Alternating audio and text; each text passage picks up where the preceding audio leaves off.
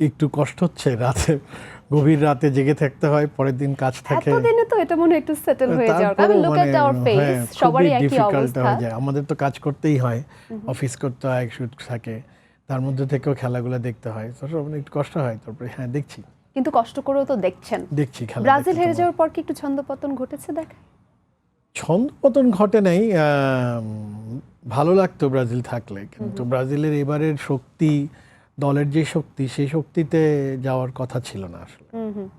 So as a Brazil fan সেটা আসলে নির্দ্বিধায় মেনে নিচ্ছেন। I am with you. আমার ব্রাজিল, হ্যাঁ ডেফিনেটলি আমি ব্রাজিলের খেলা খুব পছন্দ করি। বেসিক্যালি ল্যাটিন আমেরিকার সব দলগুলোকে আমার খুব পছন্দ। তো এটা আমি একটু ল্যাটিন আমেরিকান ফুটবলার পছন্দ। আগে আমি ফ্রান্স খুবই পছন্দ ছিল এককালে। তো হোয়াট চেঞ্জড? একটা মানে অনেক সময় হয় কি, একটা দলের প্রতি ভালোবাসা জন্মায় অনেকগুলো কারণে। অনেক সময় সেই সময় আমি আসলে প্লাতিনির খেলা খুব পছন্দ হয়েছিল 86-এ, তো ওই সময় আমার তারপরে আমার রুদগুলিতের খেলা পছন্দ হয়েছিল, এরকম আর কি। মানে যখন প্লেয়ারদের পছন্দ হয়, তারপর একটা সময় ব্রাজিলের খেলা বেসিক্যালি আমার মনে আছে সম্ভবত 92 থেকে ব্রাজিলের খেলা মুগ্ধ হয়ে যাই ব্রাজিলের খেলা দেখে। তারপর থেকে ব্রাজিলকে সাপোর্ট করি, দেখতে ভালো লাগে ব্রাজিলের খেলায়, সে কারণে।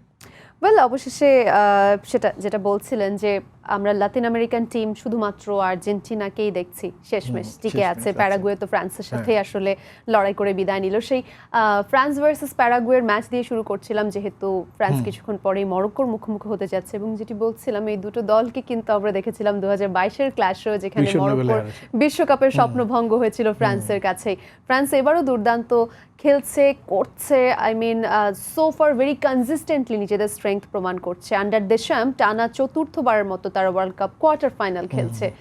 কেমন মনে হচ্ছে আজকের ম্যাচটি কি হতে পারে? আজকের ম্যাচটা ডেফিনেটলি তো শক্তির জায়গা থেকে তো মনে হয় ফ্রান্স অনেক আগানো, সেটা সবসময় আমার মনে হয় ফ্রান্স কোনো আগানো।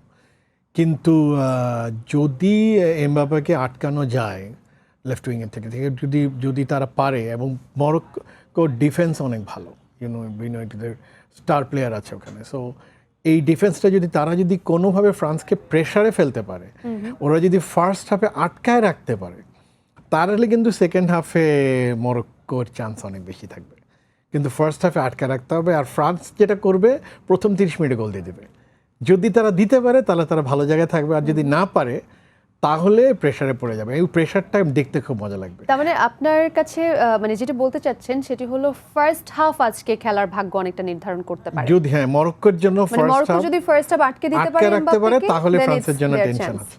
আর ফ্রান্স যদি শুরুতেই 30 মিনিটসের মধ্যে গোল দিয়ে দেয়, তাহলে 3-1 গোলে ফ্রান্স জিতবে।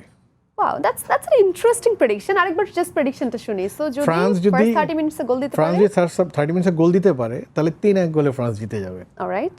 কারণ মরক্কো দিবে একটা গোল, কিন্তু তারা আটকা দিবে। আবার আর যদি উল্টো, যদি ফার্স্ট হাফে কোনো গোল না হয়, তাহলে মরক্কোর চান্স আছে গোল দিয়ে দেওয়ার। সেটা প্রেডিকশন কি বলছে? সেটা 1-0-তে যেতে পারে মরক্কো। হ্যাঁ। Okay, so as per Amitabh Reza Chowdhury, তিনি কিন্তু আজকে যে কোনো একটি দলকে এগিয়ে রাখছেন এমনটা হচ্ছে না। ফ্রান্সও জিততে পারে, মরক্কো জিততে পারে, একটি ইন্টারেস্টিং সমীকরণ দিয়েছেন। কিন্তু ডেফিনেটলি ফ্রান্সের চান্স অনেক বেশি। মানে মরক্কো তো একটা টিম অনেক স্ট্রং, মানে একটা ওভারঅল একটা টিম নিয়ে আসছে, এবং তাদের মধ্যে সিনক্রোনাইজেশন অনেক ভালো দেখতে পাচ্ছি আমরা লাস্ট খেলাগুলোতে। সেই জায়গা থেকে মরক্কো ডেফিনেটলি তার বেস্ট ফাইটটা দিবে। এবং মানে এটা তো ওয়ার্ল্ড কাপ এমন একটা জিনিস, আমি একটু আগেও একটা ডক্টরতে কথা বলছিলাম, দেখেন বিশ্বকাপটা তো শুধুমাত্র একটা খেলা না। আমার কাছে বিশ্বকাপ সবসময় বা যে কোনো খেলাই আমার কাছে একটা পারফর্মিং আর্টের মতো, ইটস এ পারফরমেন্স। এবং আমি ব্যক্তিগতভাবে একজন খেলা দেখতে আমার ভালো লাগে, তো যে কোনো খেলা দেখতেই ভালো লাগে, সেটা ক্রিকেট হোক ফুটবল হোক, দেখতে ভালো লাগে। এবং এই যে পারফরমেন্স করে, প্লেয়াররা পারফর্ম করে, এইটা আমি এনজয় করি, এবং সেটার জন্য আমি কোনো এক দল বা এক দিয়েতে সাপোর্ট করি না। আমি ব্রাজিলের নান্দনিক জায়গার থেকে ব্রাজিলকে আমার ভালো লাগে, কিন্তু তাই বলে এমবাপ্পের স্পিডকে আমি অস্বীকার করি না, এবং অস্বীকার করি না পৃথিবীর সর্বকালের সর্বশ্রেষ্ঠ প্লেয়ার এখন মেসি। তো এটা অস্বীকার করার কিছু নেই। I think I totally get your point. আমার চিন্তাটা অনেকটা এরকম, আমার ব্রাজিল ফ্যান, কিন্তু আমি কখনোই নট অ্যান্টি এনি কান্ট্রি। যখনই কেউ ভালো খেলছে আই এনজয় দ্যাট। ভালো লাগলে ভালো লাগে না, যেমন যখন আর্জেন্টিনার সাথে খেলা হচ্ছিল লাস্টের ইজিপ্টের, এবং সালের অসাধারণ খেলা দেখে ভালো লাগছে, মেসি যখন কামব্যাক করেছে দারুণ লাগছে, তখনও ভালো লাগছে। সো খেলাটা এনজয় করা, এবং বিশ্বকাপ তো আসলে অনেকগুলা দেশ একসাথে হয়